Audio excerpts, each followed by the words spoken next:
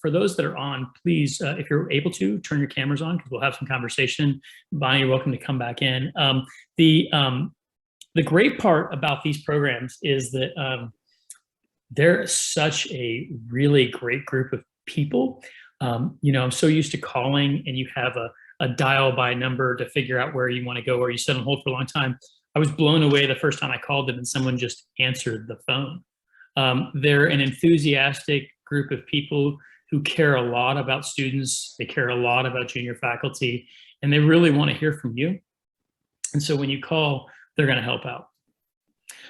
So that's it. I mean, I joked on Twitter that my title of my talk should be Save Early, Spend a Little, and Let the NIH repay your loans. But I certainly appreciated everything Bonnie said, and in particular, Bonnie, I got to say, I love the primary home's not an asset, because that is such, it's one of those things that everybody tells you until you start really living it. So that's all I have for now, and then we can go to Q&A.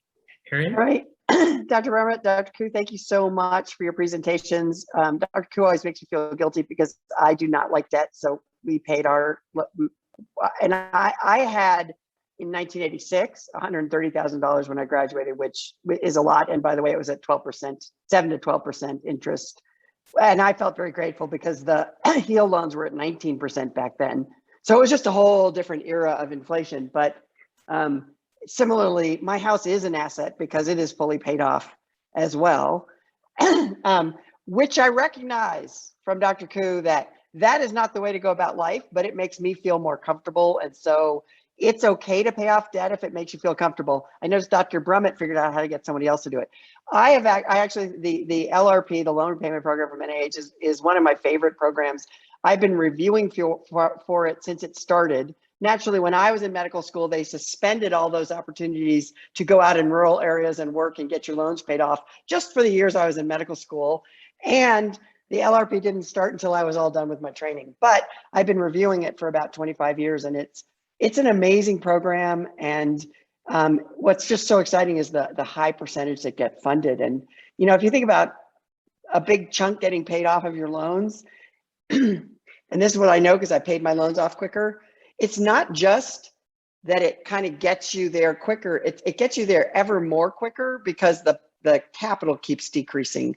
And so when you pay your $600 a month, it's paying off on the capital, which I learned today is not what you used to do. But so these were fabulous, and thank you all for coming. And what questions do you have for our two experts on how to navigate the very challenging waters of medical school debt, and what to do after you graduate, and how to live a good life?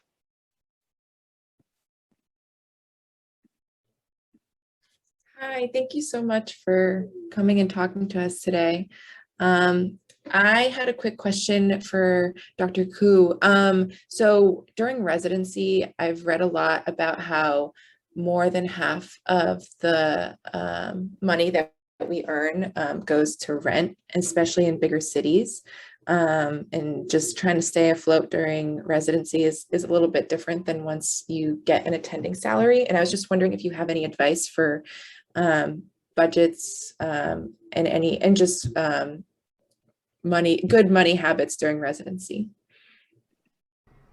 Yeah, great question. Definitely in certain cities, like I did my residency in Orange County, California, which is not inexpensive, but I'm from New York City mostly, so it was still cheaper for me comparatively. But I do know that if I lived in, actually I did my internship in Long Island, I lived in Brooklyn at the time. So I think it kind of depends whether you're single or not. And here's what I mean by that. So, because I definitely know it's a different ball game if you have a family and have young kids, right? Because I remember during residency, some of my co-residents had young children and both parents were residents, and you kind of have to pay for a nanny or some form of childcare. And I was a dermatologist, so our hours are regular, but I think her husband was a surgeon. So they needed to pay for a nanny to make it work. And obviously a nanny was more than half of their take-home salary. And so I just think it kind of depends, but I think, regardless, I think if you're single, there's no reason why you can't have enough money to pay for everything you need, because you have to remember the average salary of a resident is still higher than the median income of a US household. So like not just a single person, right? People with families. So obviously they're not all living in like New York City or Manhattan, depending on where. I'm just thinking of like the expensive areas like California, New York, probably even New Jersey and Washington State, for example. And so I had, roommates in Brooklyn. And then I think if you have a family, like, because I see a lot of families get really not upset, but they're not happy that they're like incurring some debt during training because they have to pay for a nanny. And I just feel like, remember, at the end of the day, money is a tool. And it's like, I just tell everyone, like, you just want to understand your reasons for spending the money. And if you like your reasons, then like you should be okay with it. In the case of like, if you have a family and you're paying for a nanny, like the reason is because you need childcare because both parents are working crazy hours. That's, or you can do daycare, but then you'll still have to hire a part-time nanny to like, for the ends of the day. And so at the end of the day, money is a tool, and it's a tool you can use to make your life easier during residency. And so, but I think if you don't have those sorts of, I don't want to say constraints, but those other considerations, you're still, because I remember in Orange County, like I still had enough to live by myself because that was important to me. I was a student a little bit later in life, and so I was like, I can't have roommates. It's like, I'm too old for this. So, but again, it's like, I like my reasons for doing so. So I was willing to pay higher rent for that. But I was still able to, pay for gas. My parents actually were able to give me an old car, so I didn't have to pay for a car. But like, I remember I had a co-resident who was like driving like a Mercedes and paying for that. So that's a want. Like technically a car is not even a need, right? Like I know people say it's a need, but like technically it's a want. And so I think you just have to like, just prioritize like what you want to spend your money on, and you still should have money to enjoy your life as well. But if you have any other specific questions, I'm happy to answer. I would I'd reiterate that. So granted, I trained in Ann Arbor. I trained where I work now, and the cost of living is cheaper here, but it's expensive by Midwest standards. I did have roommates. I actually fully funded a Roth all 4 years, whether a great decision or not.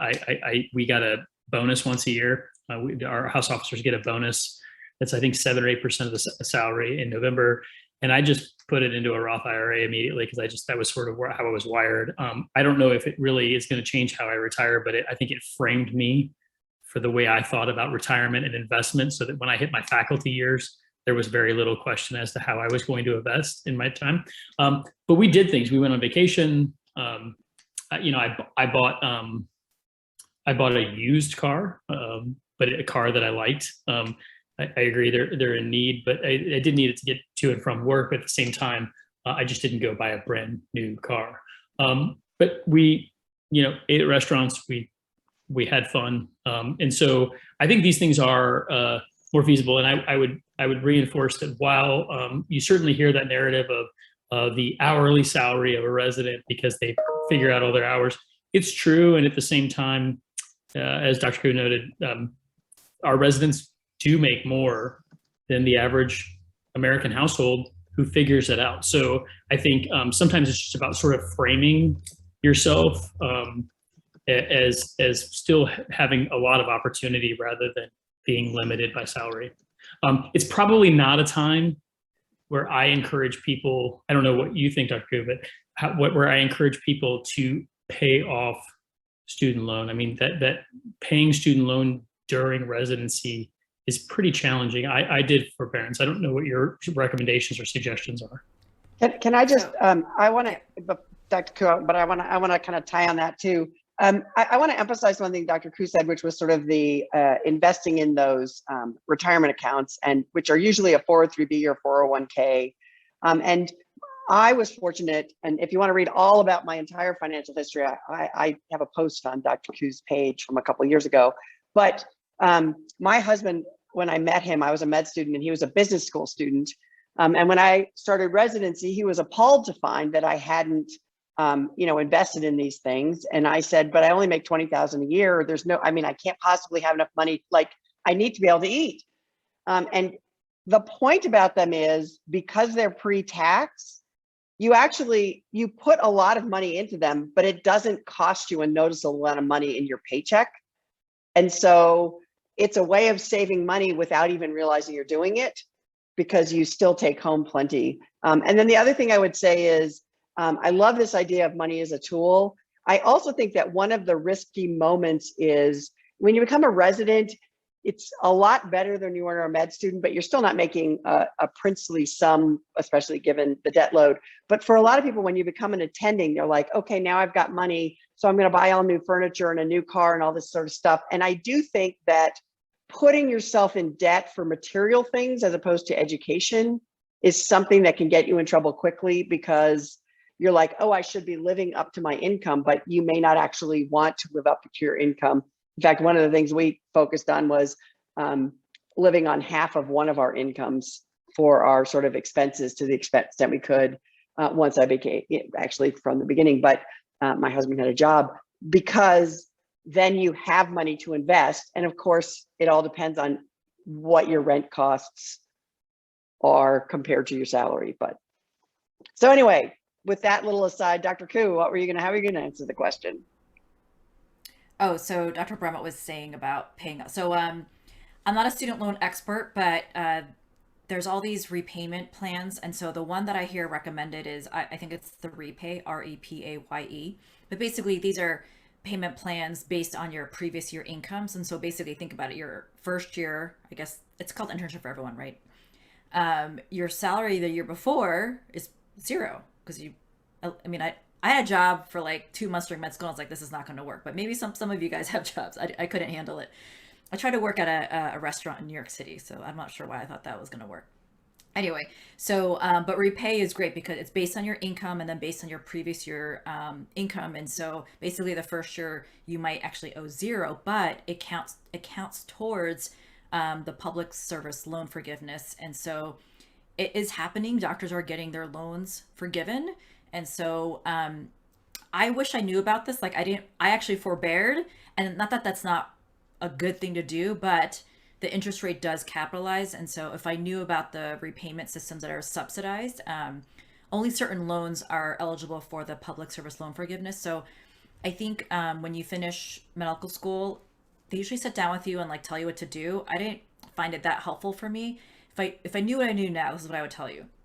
You have to figure out what kinds of loan, there's like different categories of loans, and you want to find out, are these eligible for public service loan forgiveness? And if they're not, there's ways to make them in that category, like you consolidate them. So this is something you would ask your financial aid person. Because even if you're like, I'm pretty sure I'm not going to do public service loan, you just don't know what's going to happen. So you should at least prepare for it, because the subsidized programs during residency are worth it, because you end up paying a very small amount during training. Because anesthesia residency is what? How long is it? 4 years? And then you might do a 4 years plus a fellowship. Yeah. So like, how unless you're fellowship? A year? winding and you take longer like I did.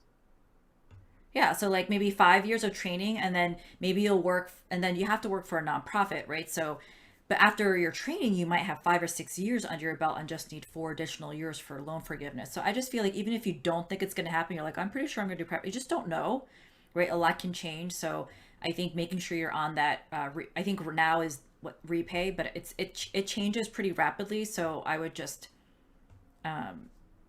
like look into it when you're graduating and set yourself up. So a great resource for that is a website called studentloanplanner.com. He's a friend of mine. He does student loan consulting, but there's a lot of free resources on his page.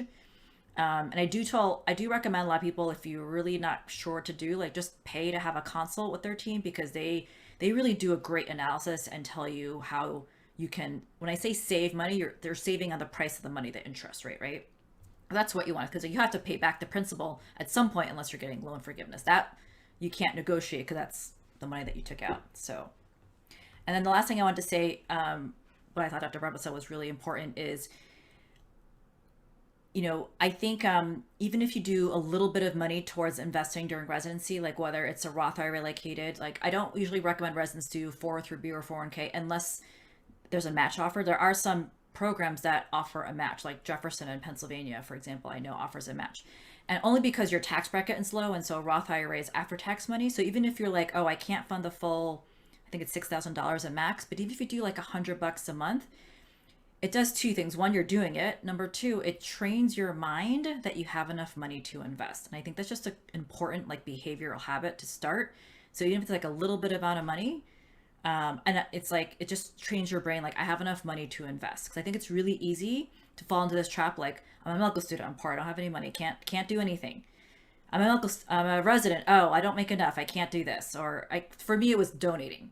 That was my excuse. Oh, I can't donate, I'm a resident. And then I became an attending where my income like more than quadrupled. And then my excuse was, well, I have student loans. Once I pay them back, then I'll donate. And then I was like, no, wait. I got onto myself and realized like it's just this habit you have to develop that like you have enough. Because I think like this common belief that I don't have enough money, it doesn't change once you actually become an attending. I think this is something I see a lot. Is everyone thinks they won't have money problems once they have more money, but I wish it was true, but it's not. You're gonna carry all those beliefs about money even when you're making like 500 grand, because a lot of anesthesiologists make a very great income, like $500,000 or more a year. And so if you have this like I don't have enough thing, it's like you're always going to have that belief, because you'll just increase your spending, you'll increase your lifestyle, and then you truly won't have enough. So, and that's a great point. I think one of the biggest pieces of advice I give fellows as they're on their way out the door is to really resist that urge to immediately change your spending habits the day that you become an attending, because you get that first check and it's refreshing. It's nice, no doubt. But I had bought a car my second year. I drive a very nice car now, so nobody needs to sit up at night worrying about me. Not that you were, but like I bought a car my second year of residency. It was a pre-owned, certified used car, and I was getting close to buying a car about 6 or 7 years into my faculty position. And somebody told me, oh, you can't pick up visiting professors in a car with rusted out wheel wells. And I said, I can absolutely pick up visiting professors in a car with rusted out wheel wells. It squeaked, it had rusty wheels. But I then just out of pure stubbornness drove it for another 3 years just to prove it. But I will say, not having a car payment for those years, and cars aren't overly important to me, allowed me to do a lot of other things, including what I had continued on from residency, which was I really truly maximized all of my university-based retirement accounts, which they're usually, if you're in a university, there's not only matching, there's lots of other opportunities, the 403Bs, the 457Bs, the supplemental, the SRAs. And when you maximize those and you look back, I'm now 15 years later, it's real. And I can be in a much different position today. I have had colleagues over the years say, well, I'm going to start doing that in 5 years. I'm going to start doing that in a few years. First, they don't usually really then pivot to fully invest because they learn to consume that income. And they can never catch up to the gains that I had over those 5 or 6 years. So you'll never get that piece back. And that's a really, really important point, is that there is interest on the money that you are putting in your retirement accounts.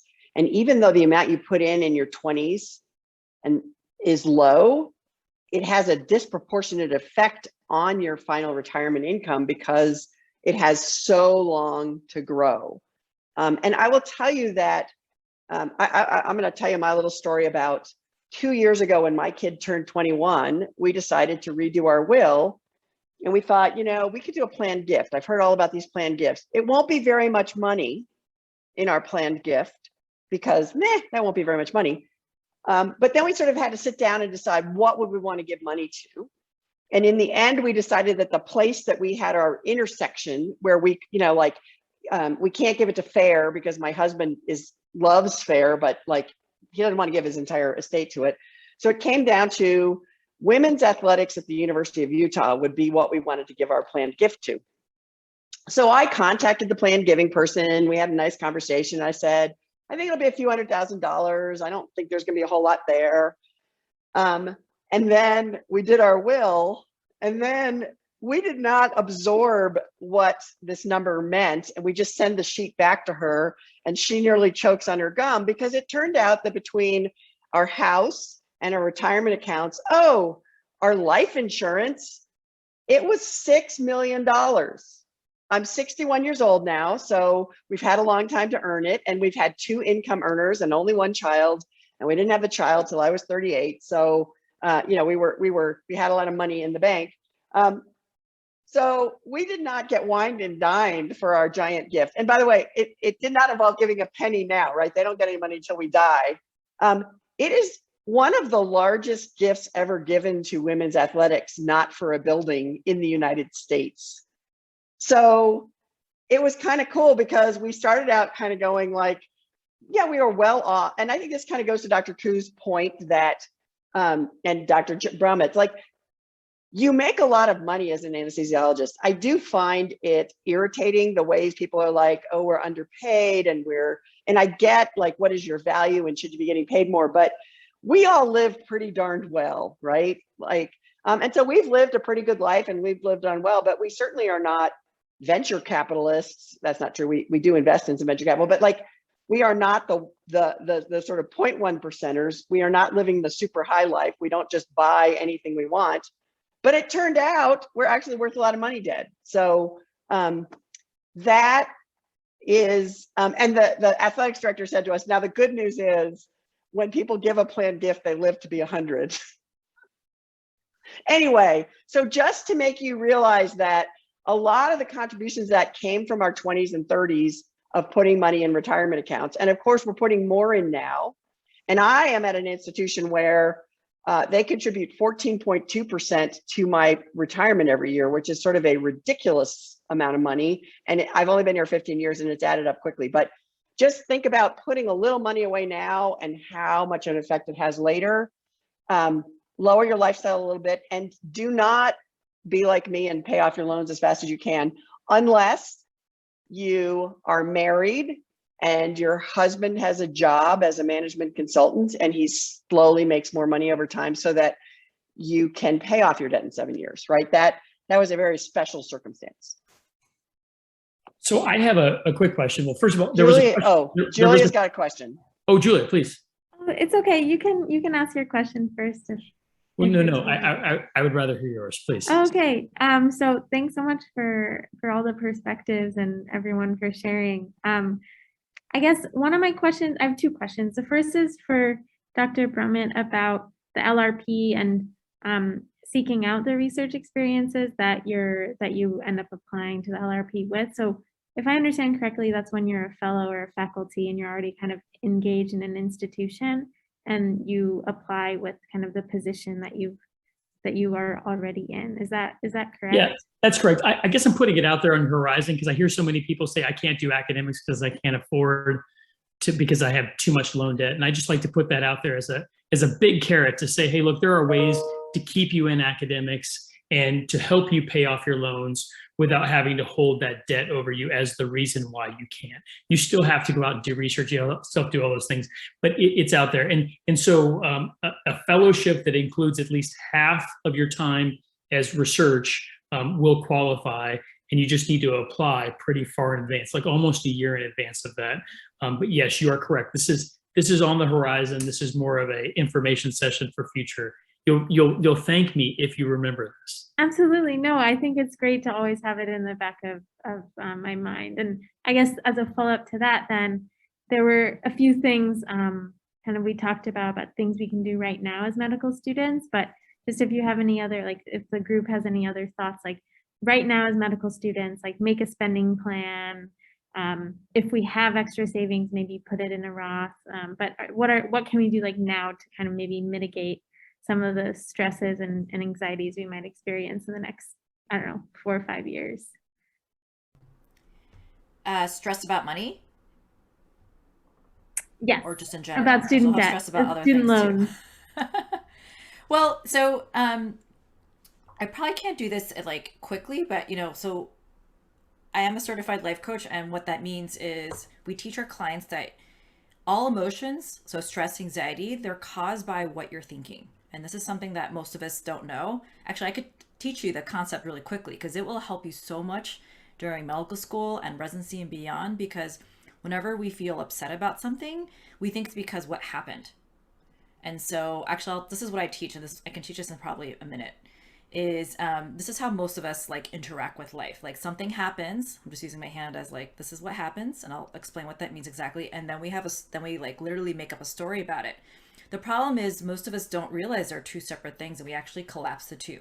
And so in the case of money, this is such a great example. So like student loan debt or student loans is like what happened. And so what happened is like the factual, just the facts and nothing added, right? And so what we do as humans is we automatically have a story about the debt. And so a lot of my clients will be like, they'll make their student loan debt, or if they have credit card debt, like that, they make it mean like, I'm bad with money, I'm so stressed out. But it's only because what you're telling yourself about the debt, because you probably have a story like, oh, it sucks I have so much debt.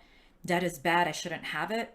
And a bunch of other things. And so it's like getting really clear on why you're feeling anxious. We think it's because of the debt, or maybe you had like a not so great interaction with a patient, and so you think you're upset because of the patient, but it's not because of the patient, it's because of what you think about what happened with the patient.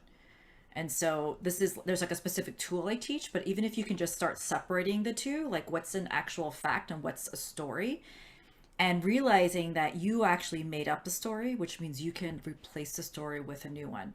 And so sometimes it's even just the awareness that you have a story can make it instantly disappear. But then certain topics, money is one of them, it just tends to be a charged topic because you've spent your whole life learning about money from society. Most of our parents didn't know anything about money, so you learned whatever bad habits they had. And then, like I said, society teaches us that debt is not good, you should get rid of it. And so that's why most people believe that. So it makes sense. If you believe that debt is bad, you're gonna feel stressed and anxious about it.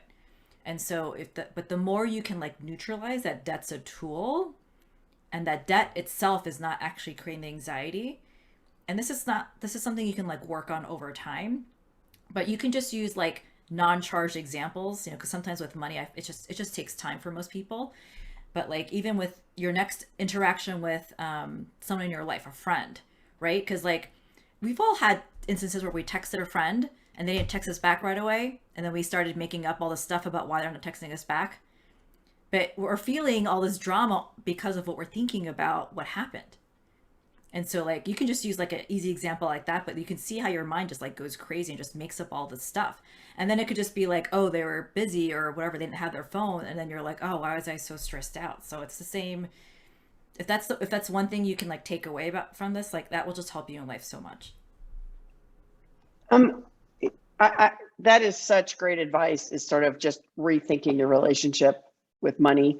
I'm a practically person, so and I will say one of the things that when you are working long hours and you don't have a lot of free time to be doing smart things with your money, it's a lot easier not to spend money wisely. And I actually think that that's actually a good way to spend money, is like, can I make my life easier by spending money? Because if your life is easier, you'll be happy as a resident. So for example, hiring someone to clean your house, my mother taught me was the first thing you should do when you get a job is hire someone to clean your house. And I know a lot of people have a lot of guilt around, oh, I'm not supposed to do that. But that is one of the joys of my life, is when I come home and my house is clean and I didn't have to do it. So that's a way of sort of investing money in your own well-being. But if you can figure out how to do it, the other thing, and this is from The Only Investment Guide You'll Ever Need, which is still one of my favorite books, probably not the only investment guide you'll ever need, but the only one I've ever used, is buy stuff on sale and store it up. I live in Utah, where people have 2 years of food in their house and they sort of rotate it as they buy stuff. That's a little bit excessive. Our pantries are ridiculous in size in all the houses here, but it's actually a great habit, right? So you eat a lot of tuna fish, right? Tuna fish is on sale, buy it on sale. You just saved a lot of pre-tax dollars, right? You did not have to buy tuna fish on the high rate. So stuff you know you're going to use, buy it when it's on sale and buy it in bulk.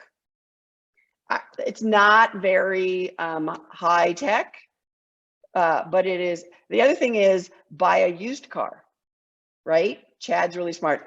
My husband knows you should buy a used car. He went to business school, but he likes to use a new car. When you drive your new car off the lot, it becomes a used car, and it is only worth a used car. And if you got a loan for it, your loan is now underwater and you own that car until you can pay off that loan. And I've known lots of people who had cars that they couldn't get rid of because they they owed so much on them. I think that debt's good. Car debt probably isn't great. So if you can figure out a way to buy a car that you can buy with cash, I don't know, Dr. Koo, if you agree with this, it's a way of not having to pay money for something that is basically something you're going to drive into the ground. So, and we do have a 22-year-old car in this house. So actually the 23-year-old has the 22-year-old car now, but it's working great. Yeah, cars aren't my thing, but car loans are really cheap now. When I say cheap, the interest rates are so low. So I just think it depends. But yeah, I probably don't recommend buying like a Mercedes during residency and getting a loan. That's probably just not a smart decision. Yeah, Like, I think it's okay to get a drove loan. a 2003 Camry during residency, and I finished residency in 2015, and I didn't buy a new car until much later. But like I said, it's like cars aren't that important to me. Like, Right. traveling so I first think, class is more important to me than cars. yes, figure out what you want to spend your money on. But I think with cars, it's okay to get a loan, but get a loan on a used car that is not don't spend half of your income on a car or an engagement ring, frankly.